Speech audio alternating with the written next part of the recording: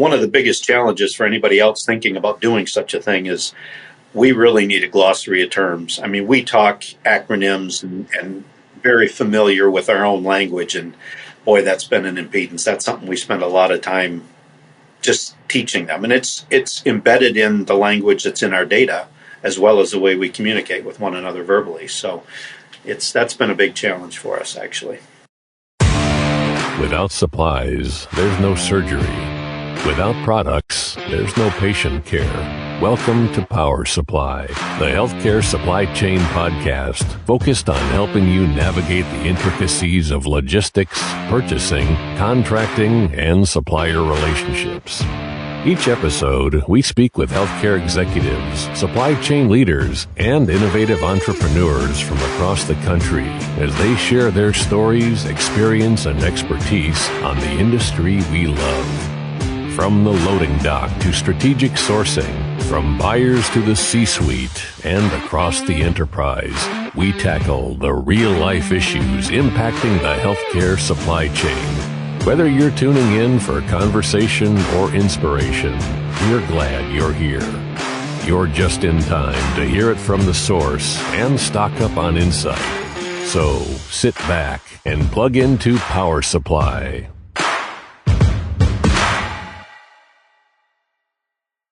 On this episode of Power Supply, we speak with Ed Hisscock, Senior Vice President of Supply Chain at Trinity Health. Gary, this is the second appearance on Power Supply. He's also been on the ARM SME podcast, and Ed puts an enormous amount of effort into improving the industry. He's an innovator, an entrepreneur, and as you'll hear today, he's a builder. I can't wait to hear what he has to share today. He has got a wealth of knowledge, expertise. I'm curious to see what he's going to be launching very shortly. And this year, I've heard some little bits and pieces, so I'm curious to see what's going to happen. Big time effective in our ARM chapters. I hear that a lot, and I just can't wait to hear his knowledge and where he wants to go with this on building a legacy. I'm hoping to hear lots more as he gets going. All right. Ed Hisscock up next, talking about student engagement to achieve a sustainable talent future. Stay with us. We'll be right back. Bam! I'm Hayes Walter. This is Gary Skinner. And I'm Justin Poulin. From the studios of Healthcare HQ, you're listening to Power Supply.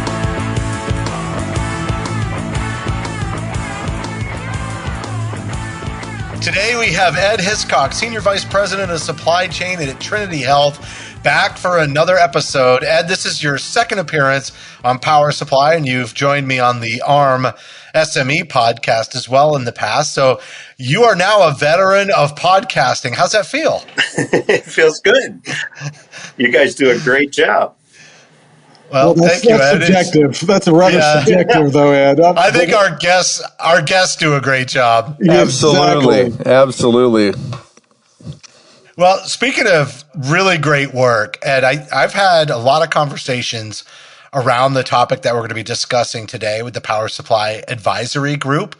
And it's how do we engage students to really fill this pipeline of new talent into the healthcare supply chain, really align them to the mission of healthcare. That one was for you, Gary, and create a sustainable talent future. And so you've got some really great updates and some plans in the works that we're going to be sharing today, which ultimately is going to lead to a playbook that many of the ARM chapters out there can leverage.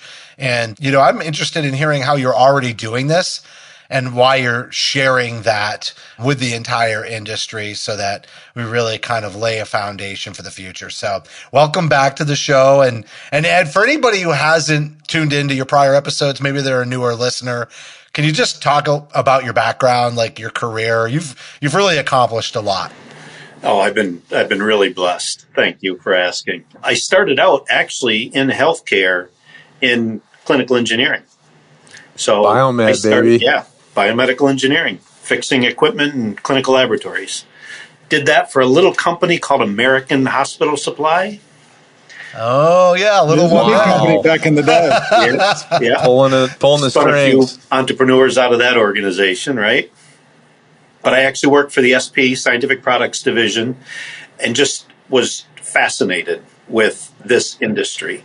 I had been in telecom prior. My first degree is in electronics. So as I got into the work and really started to understand all that healthcare is and the purpose behind what we do for a living, right, on the provider side, just really got bit by the bug and have not looked back since. I have experimented with a lot of different roles over the years. So I spent that time with SP, became Baxter through acquisition, left that organization to provide some interim leadership in a provider sector and supply chain. That was with an organization called Mercy Health Services that later became Trinity Health. And then I left Trinity after we merged with Holy Cross to become Trinity and started and sold a couple of companies. So I started a consultancy, a little different in that we didn't do project work. All we did was just interim leadership, trying to break that consulting cycle so that we would move in and actually be the leader for a period of time, grow and mentor the team, set strategy so it's more sustainable, the solutions we'd leave behind. And then I wanted to tech enable that firm. My partners didn't. I had grown that to a partnership with 6 other fellas. So I sold that organization to them and threw in with another partner and started writing some technology. And spent about 8 years doing that. When I was getting ready to sell out of that business, Lou called from Trinity and asked if I'd be interested in coming back. Excellent, you said, right? Yeah. We had stayed in touch, obviously, over the years, and my wife gave me 6 months. After being an entrepreneur for 15 years, going back and working for the man, she said, "Yeah, you're not going to make it." And it's been 10 years. I just got a note today, my 10-year anniversary. Wow. That's impressive. And to your point, I've just my own experience in talking to others. When you are your own boss, when you do your own thing, it is a difficult transition to go back. So, well done on the powers that be that allow you to do that, and also just for you to kind of fitting in that mold and that role. Yeah, and the and kudos to Trinity, right? Because if I was not able to be entrepreneurial, and what I've learned about myself through my various iterations in my professional life is that I'm a builder. I'm a miserable entrepreneur. I started and sold a couple of successful companies, but when they started to grow and it was time to start focusing on quarter-over-quarter earnings, it's like, yeah, okay, next. I didn't hang around to make the big money because I loved building, right? And once I got it built and it was ready for sale, I begged off and went and started building somewhere else. But let me just jump in the right fast there, Gary. But doesn't that make you a much better supply chain executive and leader because you've had that background? Because I find that so many leaders in supply chain, not so many, but some are just kind of like there. They're just going through the motions. But I love someone that's a builder who wants to create and wants to always innovate. Yeah, and it also, to kind of bring us back to topic here, it also motivates me to continue to learn because there's all these things to learn about to apply to whatever I happen to be building, right? Whatever innovation we're working on. And then I went back late in my career and got my master's degree in supply chain from Michigan State University, which is one of the top supply chain schools year over year. And as I was studying supply chain there, it's like, that's not what we're doing. That's not what we do in healthcare, right? All these technical capabilities and approaches and ways to engage suppliers and talk about trade relationship efficiencies and all this stuff. It's like, yeah, I don't hear us doing that in our industry. So that really started me on this path to engage in more meaningful ways with university to get some of that kind of thinking, that kind of talent into our industry. Well, Ed, hats off to you. I just want to comment. He bleeds mission. I mean, Ed wouldn't be doing this if he wanted to build a better future for us. So I love hearing it. And you talk about mission. Ed, I really, really value what you've said and can totally feel it in your voice and exactly where you want to go with this. So hats off to you. Yeah. One of the things I tend not to share outright when I talk about my career is kind of that underlying motivator, right? We all have them. And to your point, Gary, about mission, I've got a personal mission and passion. I had a stroke when I was 25, a TIA, actually. I was a big weightlifter and walked out of the weight room, our spare bedroom that was my weight room at the time, and I couldn't speak. My brain told my mouth just how to form words, but they were not coming out anymore.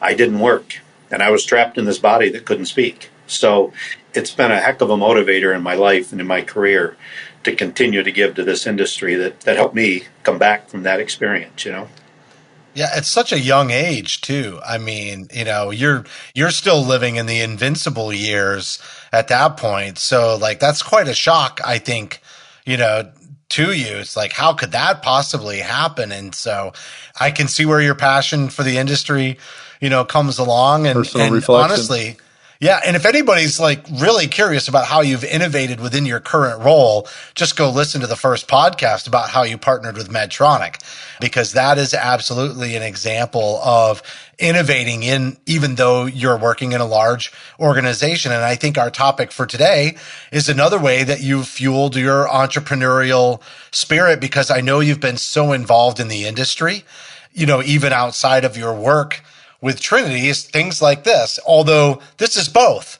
This is something that you've done within Trinity that you're also building to share with the industry at large, which is, how do we start to engage these students that are in supply chain programs and expose them to healthcare? And I think you said it really well.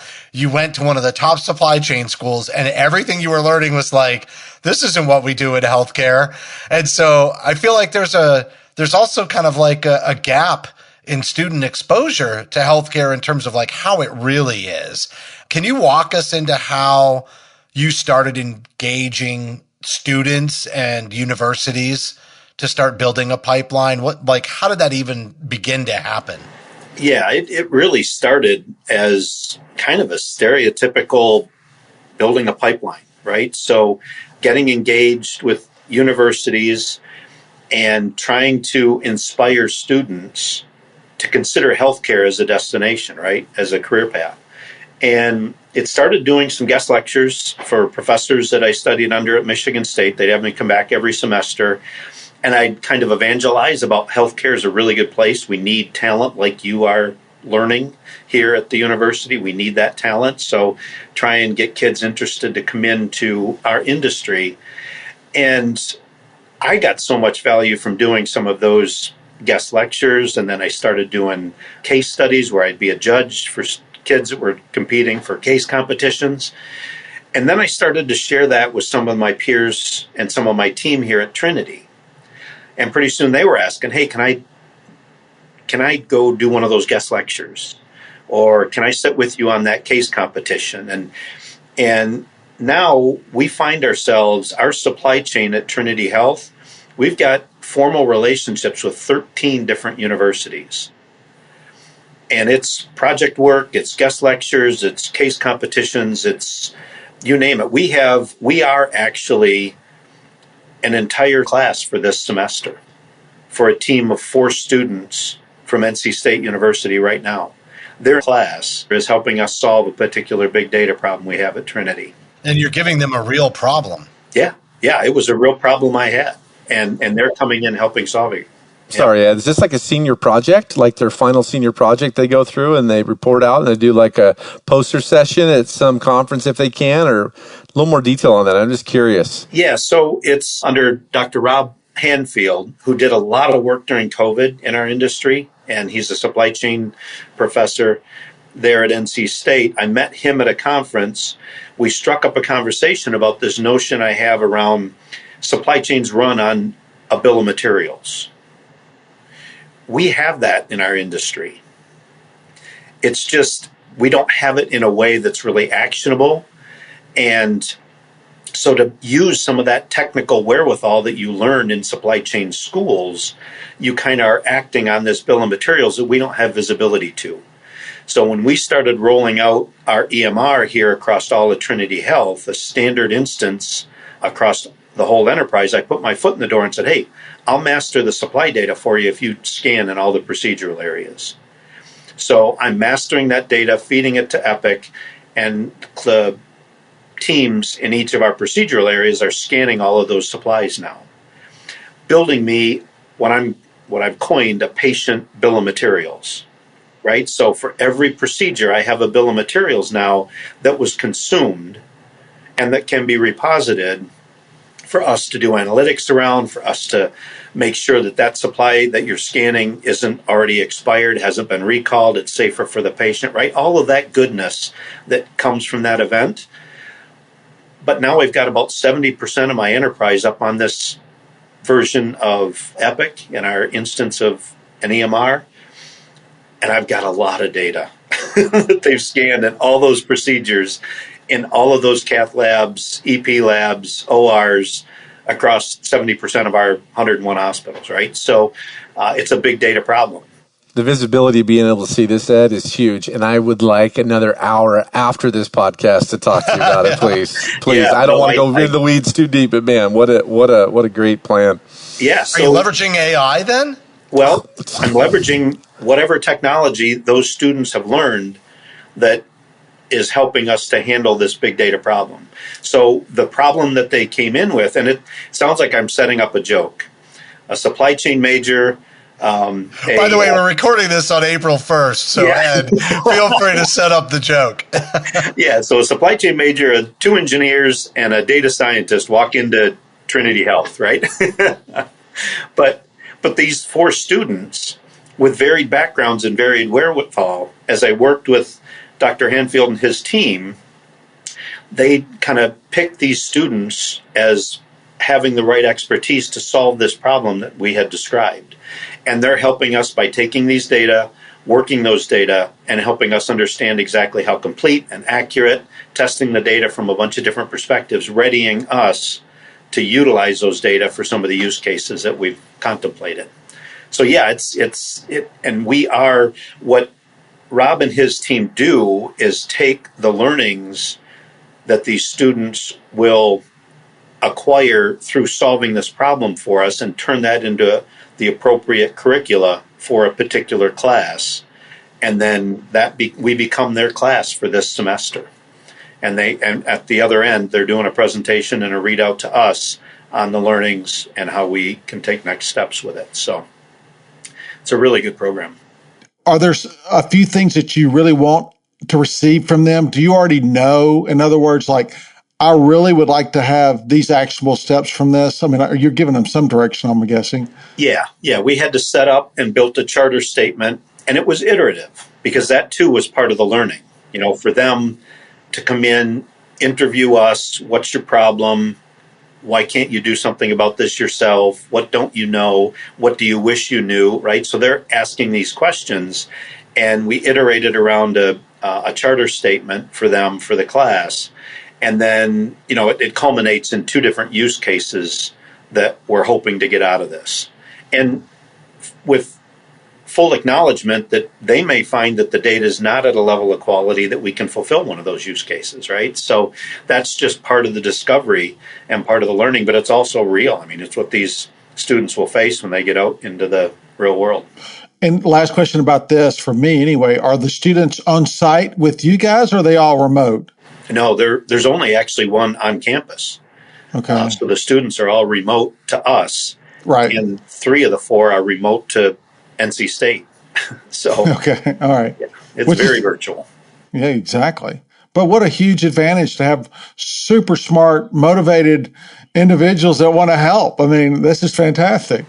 Yeah. And one of the biggest challenges for anybody else thinking about doing such a thing is we really need a glossary of terms. I mean, we talk acronyms and all day long. Very familiar with our own language. And boy, that's been an impedance. That's something we spend a lot of time just teaching them. And it's embedded in the language that's in our data, as well as the way we communicate with one another verbally. So that's been a big challenge for us, actually.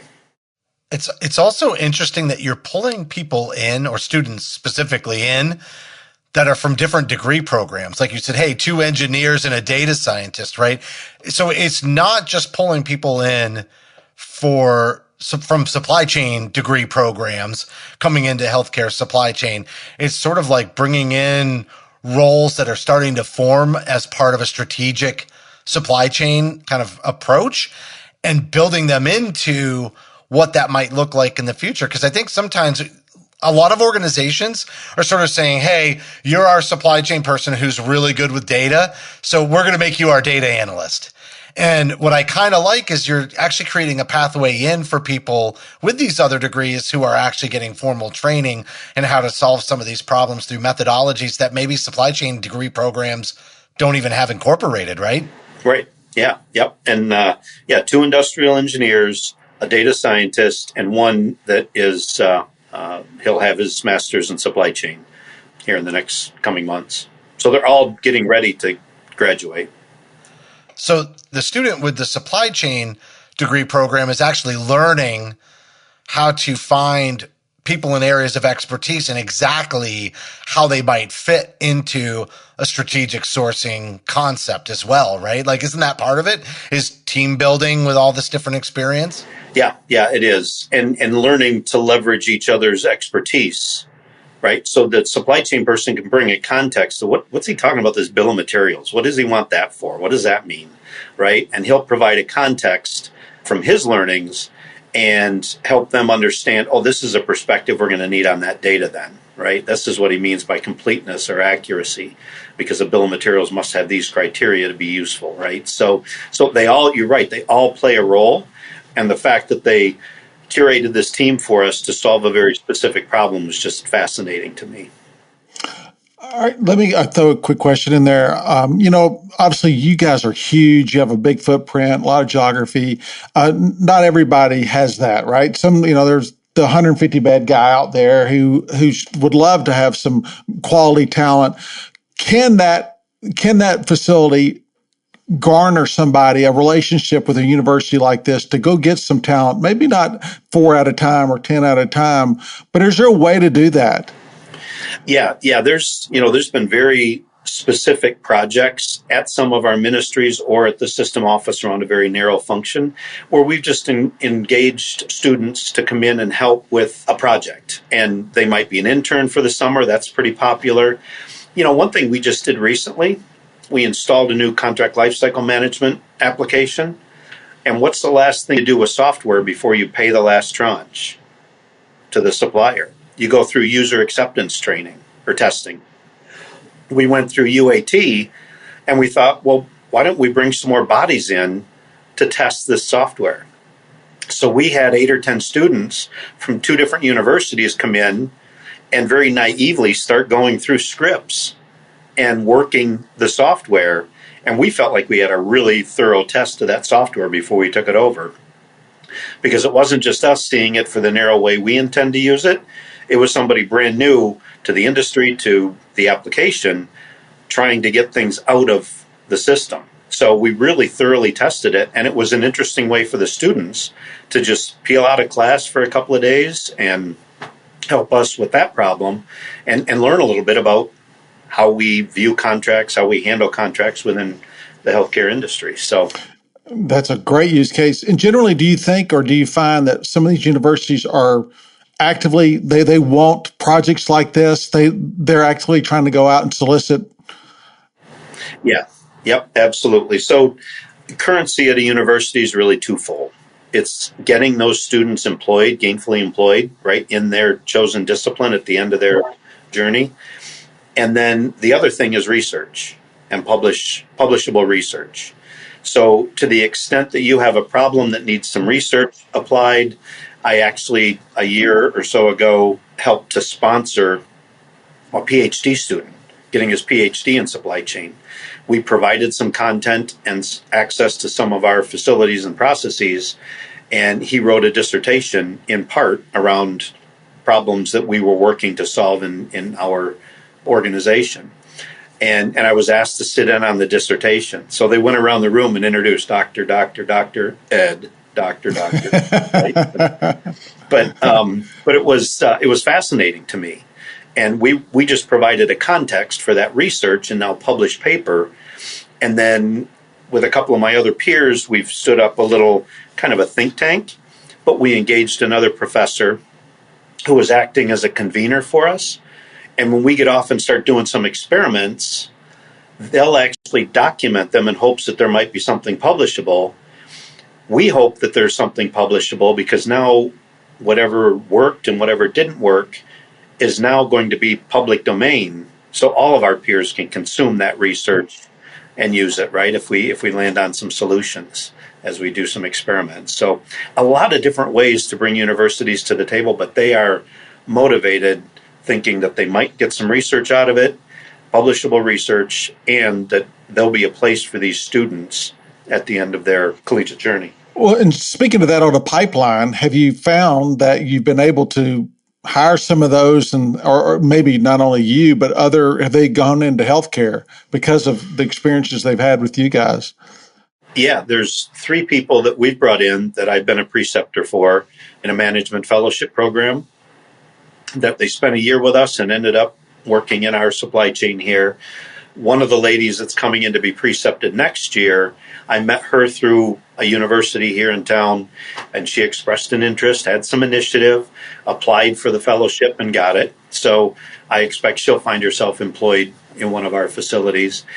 And what's really fascinating, we haven't even touched on it yet, but this whole notion of these case competitions, I really do think we're onto something. And as I get ready to retire here in the coming months, I'm going to put some energy into this in support of the ARM and the ARM chapters. We just held our 2nd annual healthcare supply chain case competition in Michigan. And what are case competitions? You're like, you could be a podcast host, Ed. Those are the 2 things I was like heading to, was like, what is a case competition? Because I don't think many people that are listening have any idea what that is. I didn't know what it was. I never participated in one of those in my collegiate career.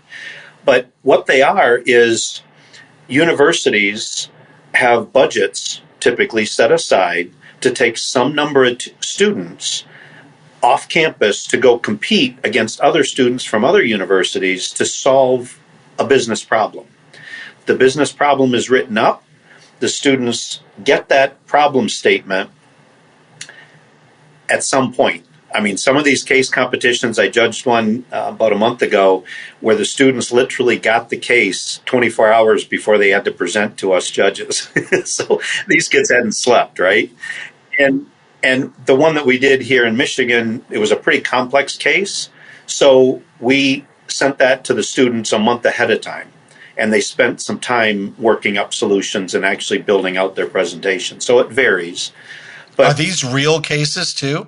Like they're real problems, or like what you were talking about, how you engaged NC State, or are they kind of like pre-manufactured? No, well, I think outside of what we're doing, some of them are, case studies that were done at a university studying what 3M did with, how they met the demand for N95 masks, right? So where they might strip some of the actual results out and present that case. But what we're doing is presenting real problems.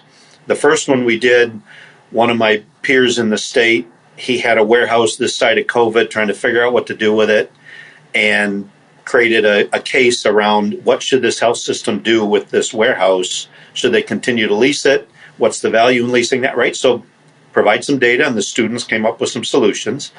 This one, I'm engaged with an organization in the state of Michigan to improve our disaster preparedness here in Michigan. And our entire conference for the day was themed around disaster preparedness. So I wrote a case that kind of outlined what should the state of Michigan do with their repository of items around the state, and each of the hospitals having some number of items that they're going to use for disaster preparedness. How do we avoid expiry? How do we make sure we coordinate and communicate around the most efficient use of keeping an appropriate stockpile at the ready? So we wrote that case. We had the state of Michigan, and we had some of my peers do a little session later on in the day where we tabletop the exercise. So it was part of the whole theme. And one of the things that's interesting and really motivating for the universities is these students, typically they go to these case competitions and they present to 3 or 4 judges. And the judges are other professors from university. When they come to a Michigan ARM event, they're presenting, and in this case, they presented to 140 potential employers. So we held it at one of our conferences. There was a panel of judges up on the stage with them. But these students all got to sit there in the morning, we run it, and they got to present in front of 140 potential employers or people they can go intern with for this summer. And then they sat through the entire day of conference, and we announced the winner at the very end. So they got all that time networking and learning and participating in other sessions. Terribly valuable. And the universities love it from that perspective, that all these employers are sitting out there in the audience. It's funny because last year's theme for ARM was reimagining ARM. And like, it's interesting how you took that theme and started to reimagine what the ARM chapter or the regional chapter could mean for the community and these students that you're engaging. And like, that's like kind of taking that ARM chapter and really injecting some serious purpose into like just how it functions, not as a chapter, but as a regional asset. Yeah. And, another thing I've found is the other side of COVID, I'd sit down next to somebody on an airplane and have to spend 10 minutes describing what healthcare supply chain is. People just didn't understand what I did for a living. Of course, this side of COVID, everybody knows what I do for a living, and they've got a media-informed opinion of whether I do it well or not. Right? Yeah. So, but what has also happened over that period of time is more and more universities have launched supply chain programs. And now they find themselves trying to find a niche. And shame on us if we don't line right up and get to that table and say, all right, here's a niche. You can do some study. Our industry needs some help. We need some of that expertise applied. And I think there's an appetite out there amongst universities to find a place for their research, for their students, and build up kind of a capability in healthcare specifically. So there's a demand there that we can fulfill. Yeah, every hospital out there ought to be raising their hand and saying, I need some help. I need to bring some of these really motivated young individuals in to help. Because honestly, it takes me back I guess it was about 2 years ago at our supply chain meeting. We had a whole room of probably 40 supply chain execs. You were in there. And the theme that particular day just transpired to, what are we going to do? Because we're all getting old. And we've got to bring new talented people into our profession. And that was literally, everybody talked about it for probably an hour probably that morning. And this is a good way to do that. Not only get the great horsepower right there when you need it, when they're in school, but also hopefully it brings them in and they ultimately, take over some of these roles in the coming years. Yeah, absolutely. And like Justin mentioned earlier, I followed this experience for this case competition here in Michigan, kind of followed it all the way through and captured all the documents and documented the amount of time it took for each step. And I'm turning that into a playbook. And I've got several other state chapters that are going to take that and work with universities in their locale. And I've really got this vision and hope that perhaps we could turn this into do a bunch of the winners from the states go to a regional or, have our own NCAA tournament, right? And culminate with a presentation between the top few schools at the National ARM Conference. I love it. Supply chain madness. So not only are we recording this right in the middle, right on April Fool's, but we're also right in the middle of the bracket. So, but I do love that. I think there's also some pride to be had from the universities. Like, I mean, let's be real. Competition, especially at the collegiate level, breeds an enormous amount of innovation because, people love to compete and prove themselves. Hayes knows he's the biggest college sports fan I know. Him and our producer Aaron get into it all the time. Like, well, hey, I can see these students, try to compete for the pride of their university. Throw a little NIL money in there, transfer portal too, and we could probably get some really good competition here. And to your point, I think if you did, East versus West, maybe I think you would create a lot of good buzz. So I like your idea. I'm just saying, I just looked it up. Gonzaga does have a program, so we could be competing from out here in the Northwest. You guys are talking about all these giant schools where you're from. I'm out here in rural health Northwest world on public health districts, critical access, and some systems that do have some presence out here. But I bet you we get Gonzaga on that list. I'm just going to throw it out a little bit. Yeah, and it's interesting. It's pretty easy to find who to talk to at a university. Yeah, for sure. they list the programs they have, who the chair of the department is, and oftentimes right down to, a specialty, right? So you can find Professor Kevin Kettles at Wayne State University on their website as somebody that's interested in healthcare supply chain. No, Ed, I was just thinking about this too. The foundation boards, that sit on these foundation boards. I sat at my alma mater for 13 years, and they're always looking for opportunities to breed that and make it better. And they direct a lot of that traffic. So I'm thinking about the wealth of where this could go. And, you sharing this information on public domain, which is another piece of it. I'm just really curious to see where this goes, because I think we could have a bracket 64 teams and make this happen. I really think we could make this happen. This is exciting. I just want to get everybody filling out the brackets. I want to have the power supply. The brackets going. Maybe we're hosting the bracket, Ed. Ed, when you retire, maybe power supply. Yeah, power supply is hosting. There we go. Oh, very honestly. Good. We could cover it like March Madness here at Game Power on. Supply. We could definitely put a lot behind it, get really creative with it. It's interesting, Ed. I live in the backyard of Penn State, which has a great supply chain program. But to the earlier point about different degrees getting involved, I was with the local health system recently and talking to somebody who just graduated from Penn State 5 years ago, and she's she's in a supply chain role. And I was like, oh, did you go to the supply chain program at Penn State? When she told me she graduated from there, she's like, no, I was in hospitality. And I think, we've had this age old sort of conversation in supply chain. It's like, how did you get into supply chain? Oh, I fell into it. I was in clinical engineering. I was in, and we have all these different backgrounds. And so I think, it's great that we're getting more of these supply chain programs popping up, but I also like how you're bringing in the universities to say, here's the problem. And then they just find the right mix of experience to pull in. And you never know, they might end up in supply chain and provide a really unique niche of perspective into that. I think the last thing I kind of want to end on this and any additional thoughts that everybody has, but when you talked about, I can get on a plane and sit next to somebody and everybody seems to know what I do for a living. I still want to say they still only understand what you do for a living from the maybe more of the Walton School of Business or Walmart type of supply chain. They don't necessarily understand healthcare supply chain. And there's a lot of those students who understand supply chain. But like you said, there's a lot of concepts that don't apply in healthcare. How do these students become advocates for the healthcare supply chain after you give them some exposure and then they go back to their universities?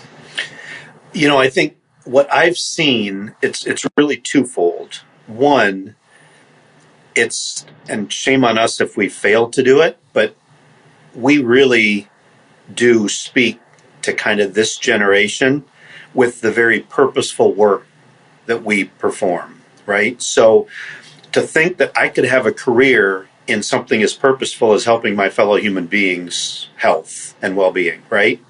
That's very motivating. So that inspires students to go back and talk it up.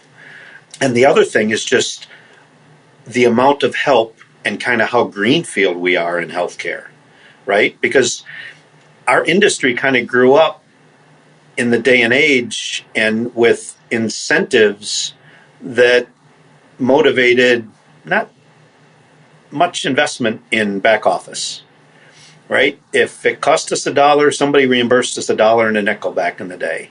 Now they're only giving us 60 cents. So we got some things to figure out, right?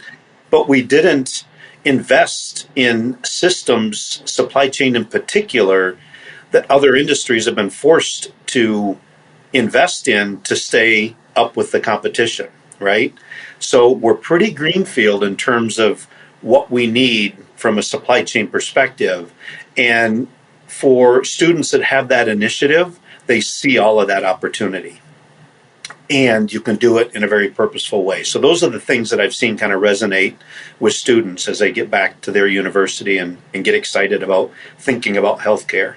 Here in southeastern Michigan, I've had students that, have been part of a program or part of a guest lecture or something that I've been, or a student case competition, and they spin out and go work for a tier 1 supplier in automotive, only to call me a year later and say, you know what? this doesn't feel like what I want to do the rest of my life. Can we talk about maybe some opportunity in your shop, right? So, yeah. Those are great conversations to have there. Yeah. Yep. All right, Ed, anything you want to add? I mean, you just bring so much to the table every time you hop on the show. I love what you're contributing to the industry. I didn't realize there was a whole backstory conversation at one of Hayes' events years ago that maybe spawned some of this. So that's cool connecting the dots there, Hayes. But anything that we should really emphasize or add before we wrap up?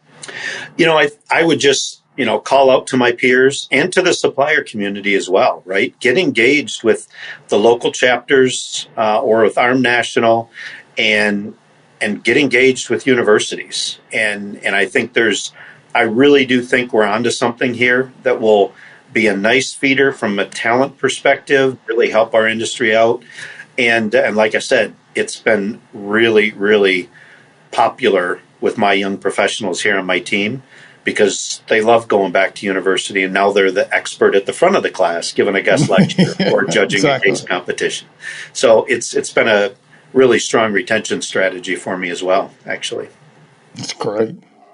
Well, you're going to have this playbook. We're going to do everything we can at Power Supply to help increase and promote it. But if there's somebody out there who's listening who's not active with their regional ARM chapter, this is going to be made available to all the state chapters. It's a great reason for you to get involved. And if you believe in sort of the mission and purpose behind what Ed's putting together, maybe you could be the champion that helps drive this forward for your regional ARM chapter and get value for your organization and build your pipeline as well. So just going to put that plug in there for you, Ed. I know this is all rolling out really soon, and fantastic contributions to the future of healthcare supply chain. Thanks again so much for coming on the show.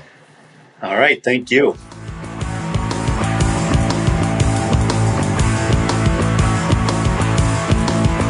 That was Ed Hisscock, Senior Vice President of Supply Chain at Trinity Health.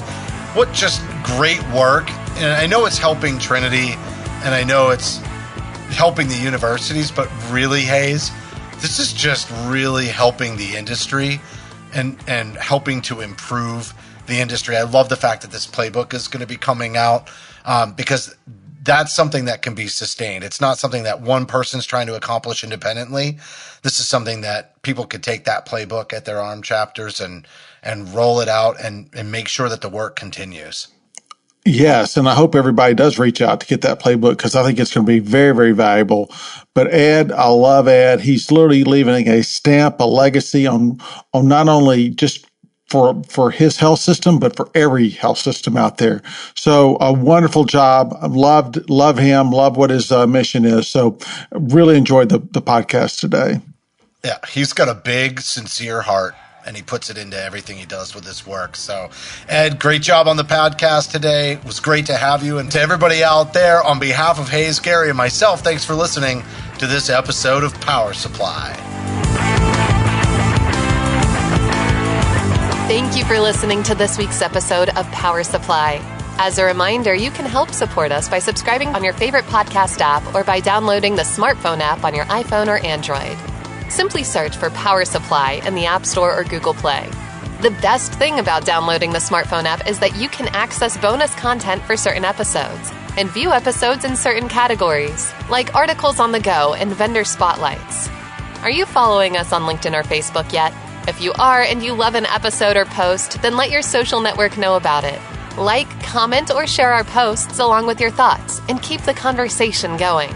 If you have any topics or guests that you would like to recommend for a future episode, just send us an email to info@powersupplymedia.net. We look forward to hearing from you.